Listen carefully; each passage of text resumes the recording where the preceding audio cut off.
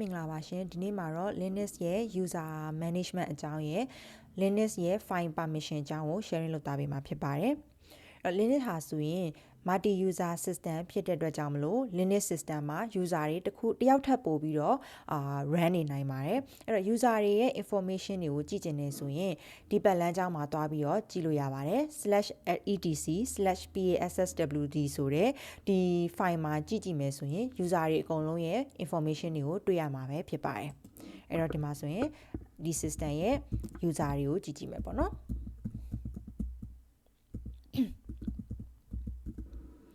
Okay အဲ့ဆိုရင်ဒီ file ထဲမှာဆိုရင် user information တွေအကုန်လုံးကိုတွေ့ရမှာဖြစ်ပြီးတော့ဒီတစ်ကြောင်းချင်းစီဟာ user info တစ်ကြောင်းကိုဖော်ပြတာဖြစ်ပါတယ်အဲ့တော့ဒီတစ်ကြောင်းချင်းစီမှာဆိုရင်ဒီ user တယောက်ရဲ့ information တွေကိုကြည့်လို့ရတယ်ပေါ့အဲ့တော့ဘယ်လိုပုံစံမျိုးလေးနဲ့ပြထားလဲဆိုရင်တစ်ခုနဲ့တစ်ခုကြားထဲမှာ column လေးတွေနဲ့ separate လုပ်ထားပြီးတော့ပထမဆုံးတွေ့ရတဲ့ဒီအပိုင်းကကြတော့ဒါ user ရဲ့နာမည်ပေါ့နော်ပြီးဒီမှာအကုန်လုံးမှာကြည့်မယ်ဆိုရင် x လေးတွေနဲ့ဖော်ပြထားတယ်သူကဒါ placeholder ကိုပြောချင်တာဖြစ်ပြီးတော့ဒီနေရာက password ကိုပြောတာပေါ့နော်ဒါက user ဒါ user ရဲ့ password ရှိမယ်ပြီးရင်ဒီတတိယမြောက်ကကြတော့ UID လို့ခေါ်တယ် user ရဲ့ ID ရှိမယ်စတုထမြောက်နေရာမှာကြတော့ user ရဲ့ group ပေါ့နော်ဒီ user ကဘယ် group ID ထဲမှာရှိနေလဲဆိုတာကိုဖော်ပြတယ်ပြီးရင်နောက်5ခုနေရာမြောက်ကကြတော့ comment လို့ခေါ်ပါတယ်အဲ့တော့ပြောရမယ်ဆိုတနည်းအားဖြင့် description လို့ပုံစံမျိုးပေါ့နော်ဒီ user ကဘာ user လဲဆိုတာမျိုး comment အနေနဲ့ရေးချင်တယ် description ရေးချင်တယ်ဆိုရင်ဒီ9နေရာမြောက်ကအဲ့ဒါကိုပြောပြီးတော့နောက်တစ်ခုကကြတော့သူ့ရဲ့ home directory ပေါ့6ခုမြောက်ကသူ့ရဲ့ home directory ဒီ user ကဘယ် directory မှာပေါ့နော်သူ့ရဲ့ information တွေသူနဲ့ဆိုင်တဲ့ chat file တွေကိုဘယ်မှာရှာလို့ရလဲဆိုတော့သူ့ရဲ့ home directory ကိုဖော်ပြပြီးတော့နောက်ဆုံးတစ်ခုကကြတော့သူ့ရဲ့ default share ပေါ့နော်သူကဘယ် default အနေနဲ့ဆိုရင်ဘယ် share ကိုသုံးလဲဆိုတဲ့ information ကိုပြထားတာပဲဖြစ်ပါတယ် Okay အဲ့ဆိုရင်user မှာပြီးတော့ခွဲကြည့်မယ်ဆိုရင်၃မျိုးခွဲပြီးတော့ကြည့်လို့ရတယ်ပေါ့နော်အဲ့ဒါဘာလဲဆိုရင်ပထမဦးဆုံးကကြတော့special user လို့ခေါ်တဲ့ root user ပါပြီးနောက်တစ်ခုကကြတော့ normal user ပေါ့တိတ်ပြီးတော့ privilege တိတ်မရှိတဲ့ user normal user ဆိုပြီးတော့ရှိမယ်ပြီးနောက်တစ်ခုကကြတော့ user ဆိုပေမဲ့လို့ဒီ human interactive မရှိဘဲနဲ့လူကသုံးနေတာမဟုတ်ဘဲနဲ့ပေါ့နော်အခုဥပမာထားကြပါစို့ကျွန်မကနေပြီးတော့ user နောက်တစ်ယောက်ကိုထည့်ခြင်းနဲ့ပဲထားပါခိုင်ဆိုတဲ့ user တစ်ယောက်ကိုထပ်ထည့်လိုက်တယ်ပြီး user information ကိုကြည့်လိုက်မယ်ပေါ့နော်ခင်မြင်ရလားမသိ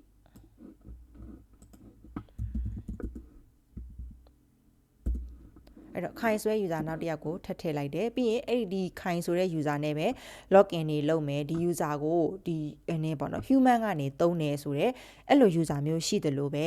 အခြားဒီ daemon process တွေပေါ့နော် system daemon process တွေကနေပြီးတော့သုံးတဲ့ system user တွေဆိုပြီးတော့လည်းပဲရှိပါတယ်အဲ့တော့ဘယ်ဟာ system user လဲဘယ်ဟာက normal user လဲဆိုရင်ဘယ်လိုမျိုးခွဲလို့ရလဲဆိုရင်အကြမ်းမြင်အဖြစ်ပေါ့နော်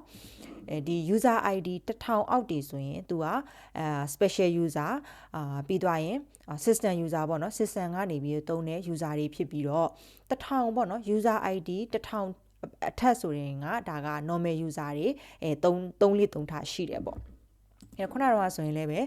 user တယောက်ကိုထပ်ပြီး create လုပ်လိုက်တဲ့အခါမှာသူက1001ဆိုပြီးသူကဒါသူ default အနေနဲ့ပေးသွားတယ်ဒီမှာဆိုရင်user ID က1001 group ID က1001ဆိုပြီးသူကဒါသူ default အနေနဲ့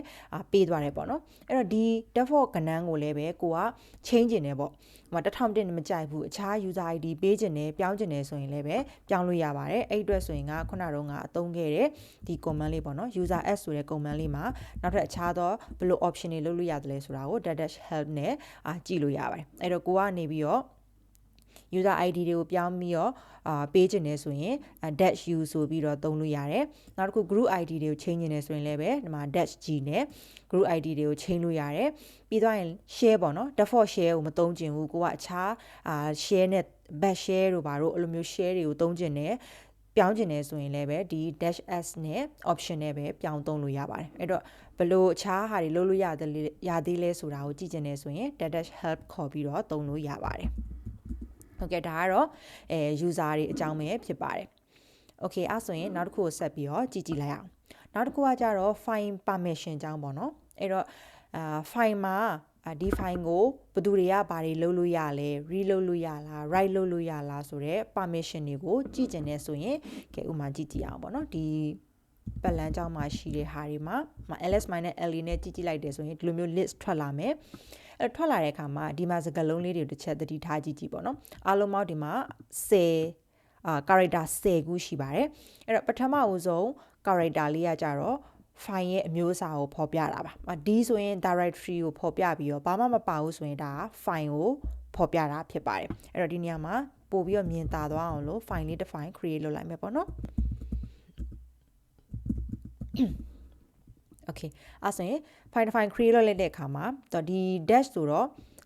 ဒါက file ကိုပြောတာပြီးသွားရင်ဒီမှာကြည့်မယ်ဆိုရင်3ခုတစ်ဖြတ်3ခုတစ်ဖြတ်တစ်ချက်ကြည့်မယ်ပေါ့နော်အဲ့ဒီဟာက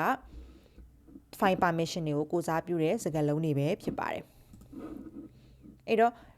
ပထမဆုံး3ပိုင်းတစ်ပိုင်းဟိုကကြတော့ဒါ user ပေါ့နော်ဒီ file ကိုပိုင်တဲ့ owner တနည်းအားဖြင့်ဒီ file ရဲ့ user ကနေပြီးတော့ဒီ file အပေါ်မှာဘာတွေလုပ်လို့ရတယ်လဲဆိုတော့ permission တွေကိုcharacter လေးနဲ့ဖော်ပြထားတယ်ပြီးရင်ဒုတိယအုပ်စုကကြတော့ group ပေါ့နော်ဒီ group ကဒီ file အပေါ်မှာဘာတွေလုပ်လို့ရလဲဆိုတဲ့ permission ကိုဖော်ပြတယ်နောက်ဆုံး group ကကြတော့နောက်ဆုံးအုပ်စုကကြတော့others ပေါ့နော် user လည်းမဟုတ်ဘူး group လည်းမဟုတ်ဘူးအခြား everyone ပေါ့အခြားလူတိုင်းကဘာကိုလုပ်လို့ရလဲဆိုတဲ့ permission ကိုဒီနေရာမှာဖော်ပြထားပါတယ်အဲ့တော့ R ဆိုတာက read ကိုစားပြုပြီးတော့ W ဆိုတာက write ကိုစားပြုတယ်နောက်တစ်ခုကကြတော့ X ပေါ့နော် X ကကြတော့ exec ဆိုတာကိုစားပြုပါတယ်အဲ့ဆိုရင် R ဆိုတာက read W ဆိုတာက write E ကကြတော့exec ကိုစားပြုတာပါ run လို့ရတယ်ဆိုတဲ့အဓိပ္ပာယ်ပေါ့နော် okay အဲ့ဒါဆိုရင်ဒီ file လေးကိုပေါ့နော်အခုဒီ file လေးမှာဆိုရင်အခု default အနေနဲ့ create လုပ်လိုက်တဲ့အခါမှာ default အပြင်ဒါပြောဖို့မေးသွားတယ်ဒီ column ကကြတော့ဒါ user column ဖြစ်ပြီးတော့ဒီ column က group information ကိုပြတာပါအဲဆိုရင်ဒီ hello ဆိုတဲ့ file လေးကိုဆိုရင် root ဆိုတဲ့ user ရဲ့ root ဆိုတဲ့ group ရဲ့ကနေပိုင်ပြီးတော့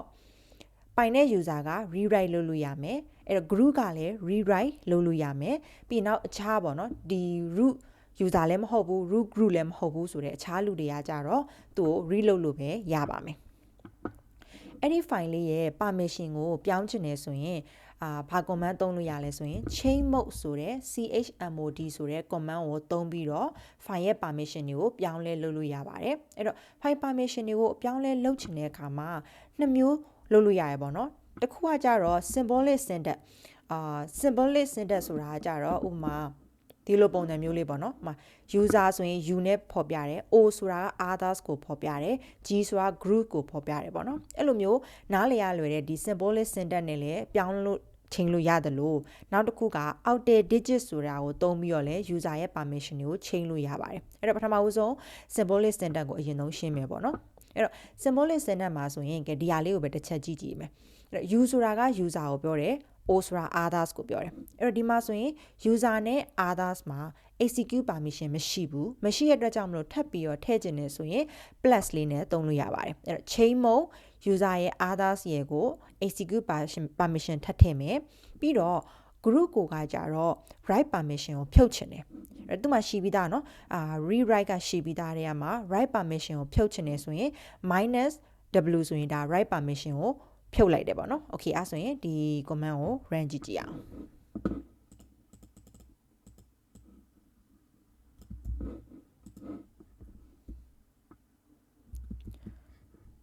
user group right ကိုမှာ hello ဆိုတာလေးကိုလုပ်လိုက်မယ်โอเคအဲ့ဆိုရင်တစ်ခေါက်ပြန်ကြည့်မယ်โอเคအဲ့ဆိုရင်ပြောင်းသွားပြီ user က user နဲ့ others မှာ execute permission ထည့်လိုက်တဲ့အတွက်ကြောင့်မလို့ဒီနေရာမှာ rewrite execute user ရသွားမယ် others ကကြတော့ read နဲ့ execute permission ကိုရသွားမယ် group တွေကနေပြီးတော့ကျမတို့တွေဟိုဟာကို write permission ကိုဖြုတ်လိုက်တဲ့အတွက်ကြောင့်မလို့ငကိုကရှိနေတာက rewrite ကနေပြီးတော့အခုဆိုရင်ဘာပဲရှိတော့မလဲဆိုရင်သူမှာ read ပဲရှိတော့မယ်ပေါ့ဒီလိုမျိုး symbolic syntax ကိုသုံးပြီးတော့လဲချိန်လို့ရတယ်လို့နောက်တနည်းကကြတော့ outer digit ကိုသုံးပြီးတော့အပြောင်းလဲလုပ်တာပါအဲ့တော့ outer digit ဆိုတာဘယ်လိုမျိုးလဲဆိုတာကိုကြည့်အောင်ပေါ့နော်အဲ့တော့ဘလို့ကြည့်လို့ရမလဲဆိုရင်ဒါလေးတွေကို place holder အနေနဲ့မြင်ကြည့်လို့ရပါတယ်အဲ့တော့ place holder အနေနဲ့မြင်ကြည့်ပြီးတော့ဘာမှမပါဘူးပေါ့နော် dash ဆိုတာတွေ့ရဆိုရင်အဲ့နေရာကို ဒါ switch off ထားတယ်ဆိုတဲ့ပုံစံမျိုးနဲ့0လို့သတ်မှတ်လို့ရပြီးတော့သူ့နေရာမှာ character တစ်ခုခုရှိနေတယ်ဆိုရင်ဒါ switch on ထားတယ်ဆိုပြီးတော့1အနေနဲ့ကြည့်ကြည့်မယ်ပေါ့အဲ့ဆိုရင် rewrite that ဆိုရင်အောက်တဲ့ digit အနေနဲ့သူ့ကိုပြန်ရေးကြည့်မယ်ဆိုရင်110ဆိုပြီးတော့အောက်တဲ့အနေနဲ့ရေးလို့ရမယ်ပြီးရင် rewrite ဘာမှမရှိဘူးဆိုရင်ဒါ110 read permission တစ်ခုပဲရှိမယ်ဆိုရင်100ဆိုပြီးတော့အောက်တဲ့ digit အနေနဲ့ဖော်ပြလို့ရပါတယ်အဲ့တော့အဲ့ဒါကိုအလွယ်မှတ်ချင်တယ်ဆိုရင်ကဘယ်လိုမှတ်လို့ရမလဲဆိုရင် read ဆိုရင်4 write ဆိုရင်3ပေါ့နော် execute ဆိုရင်1ဆိုပြီးတော့လည်းအလွယ်မှတ်လို့ရပါတယ်အဲ့တော့ဒီမှာဆိုရင်ဒီ user ကဘာ permission ရှိလဲဆိုတာကိုဒီကနေမှတစ်ဆင့်ကျမတို့တွေပြန်ပြီးတော့ကြည့်ကြည့်မယ်ဆိုရင်2 power 0 2 power 1 2 power 2ဆိုတော့အဲ့တော့ဒါကိုပြန်ပြီးတော့ decimal အနေနဲ့ပြန်ပြောင်းကြည့်မယ်ဆိုရင်6 110ကို decimal အနေနဲ့ပြန်ပြောင်းကြည့်မယ်ဆိုရင်6 100ကို decimal အနေနဲ့ပြန်ပြောင်းကြည့်မယ်ဆိုရင်4အဲ့တော့664ဒါလေးအလွယ်မှတ်တဲ့ဒီစကားလုံးလေးနဲ့ပြန်ကြည့်မယ်ဆိုရင် user မှာ read နဲ့ write ပဲရှိတယ်sorry right က2အဲ့တော့ user မှာ read နဲ့ write ပဲရှိတယ်ဆိုရင်4ရယ်2ရယ်နှစ်ခုပေါင်းတော့6အဲ့တော့ user မှာဒီမှာ others မှာ read ပဲရှိတယ်ဆိုတော့ read က4အဲ့တော့664ဒီမျိုးလေးကြည့်လို့ရပါတယ် okay အဲ့ဒါကိုမှကျမတို့ကနေပြီးတော့ဒီဘက်က permission ကိုပြောင်းခြင်းတယ်ပေါ့အဲ့တော့ဒီဘက်က permission ကိုပြောင်းခြင်းတယ်ဆိုရင်111ဆိုရင်သူ့ကို decimal ပြန်ပြောင်းကြည့်မယ်ဆိုရင်7 100ဆိုရင်4 101ဆိုရင်5အဲ့တော့သူ့ကိုဒီဘက်က permission နဲ့ဒီဘက် permission ကိုပြောင်းချင်တယ်ဆိုရင်ကိုပြောင်းချင်တဲ့ permission နံပါတ်ကိုရိုက်ထည့်လိုက်မယ်ပြီးရင် ownership permission ပြောင်းချင်တဲ့ file ရဲ့နာမည်ကိုရိုက်ထည့်လိုက်တာနဲ့475ဆိုတာနဲ့ဒီဘက်လိုမျိုးsymbolic မဟုတ်ဘဲနဲ့ဒီလိုမျိုးအောက်တဲ့ digit နဲ့လည်းuser ရဲ့sorry file ရဲ့ permission တွေကိုပြောင်းတာတွေလုပ်လို့ရပါတယ်ဟုတ်ကဲ့အဲ့ဆိုရင်နောက်ဆုံးတစ်ခုပေါ့နော်နောက်ဆုံးတစ်ခုကတော့ဒီ Linux မှာဆိုရင် file တွေ directory တွေမှာသူတို့ရဲ့ default permission ဆိုတာကရှိပြီးသားဖြစ်ပါတယ်အဲ့တော့ file တစ်ခုကိုစပြီးတော့ create လုပ်လိုက်မယ်ဆိုရင် default အနေနဲ့က file ဆိုရင်666 permission ရှိတယ်အဲ့တော့ပြောချင်တာက6666ဆိုတော့user ကလည်း rewrite လုပ်လို့ရမယ်เนาะ4နဲ့2နဲ့ပေါင်းတာဆိုတော့ user ကလည်း rewrite လုပ်လို့ရမယ် group ကလည်း rewrite လုပ်လို့ရမယ်ပြီးတော့ others အခြား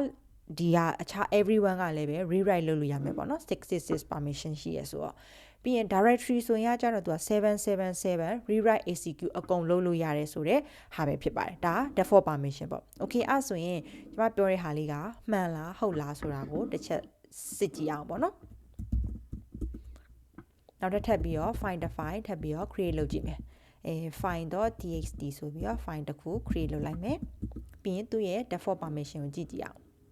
okay အဲ့တော့ find.txt ဆိုပြီးတော့ create လုပ်လိုက်တယ်ခုနကကျွန်မပြောလိုက်တဲ့အခါမှာ